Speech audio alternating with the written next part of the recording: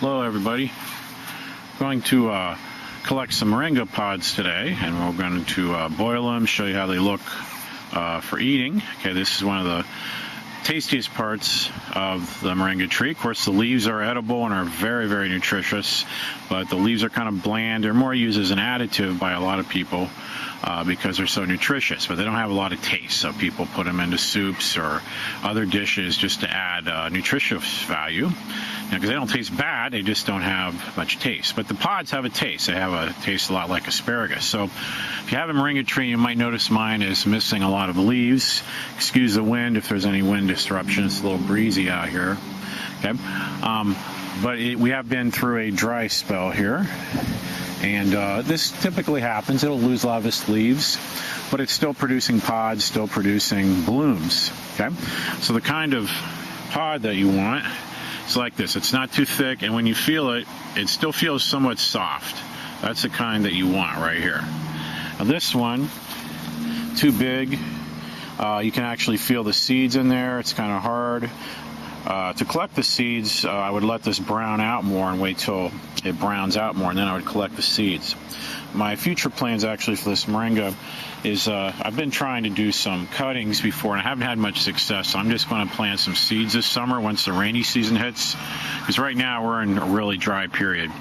So I'm going to grow out at least a half a dozen or more seedlings with seeds and find places to put them. I don't have a lot of room left in my yard, but I'm going to find some places, and I might just have to keep them small, keep them cut down. I can't let a half a dozen get this big. I don't have the room. I mean, this thing goes way, way up there, as you can see. It's pretty big. So this one I'll definitely pick. Here's a small one. Maybe a little too small. Should probably grow out a little bit more than that. Let it grow out a little bit more. Here's another one. Still feels soft. When I squeeze it, it still gives some, and that's usually a sign that it's still usable. Okay, again, these big ones like this, they're just too hard. You can't get them soft enough. They don't have the taste either. So you don't want to boil something more in about 10-15 minutes at the most.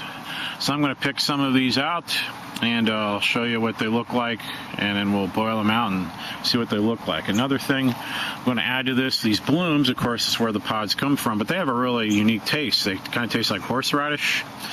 So I'm going to throw a few of those on after my pods are done cooking, to add a little bit more flavor to what I'm already done. You don't want to eat too many of these blooms because that's where the pods are coming from. But it's nice to pick a few. Gives a nice little horseradishy taste to it. Tastes real good.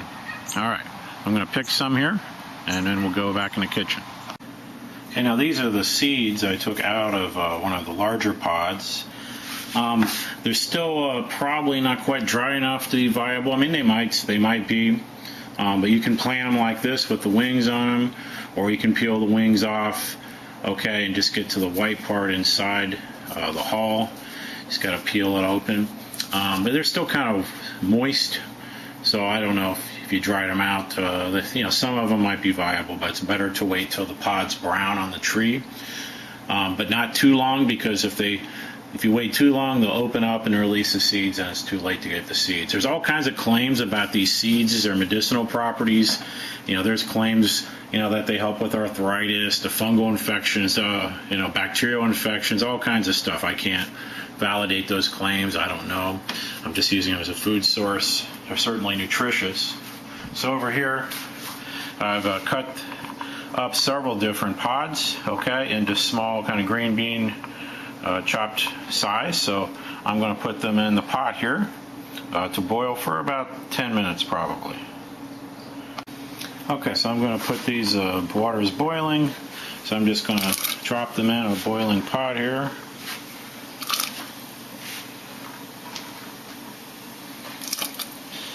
And I'm going to put a timer on for 10 minutes.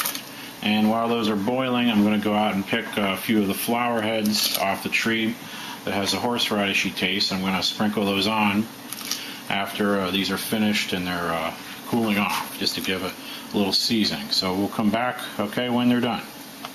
Okay, here it is, fresh out of the pot. I collected some flower petals. I'm going to sprinkle in, crush up a little bit, and get that horseradishy flavor on it just to mix in there. Alright, so as you can see, kind of green beanie. Okay, it's nice and soft, succulent now. Okay, but not squishy. So I'm going to sit down and have a little bit. Okay, so we got it done here. So in addition to the flower heads, which give a little horseradishy taste, I also added some Everglades seasoning to it. Okay, and we'll see a difference between, take like a small thin one here. So the smaller the thinner, the more succulent they are, not stringy at all. Those are really the best. I'd try to pick them like that. You get one, here's more of a medium sized one.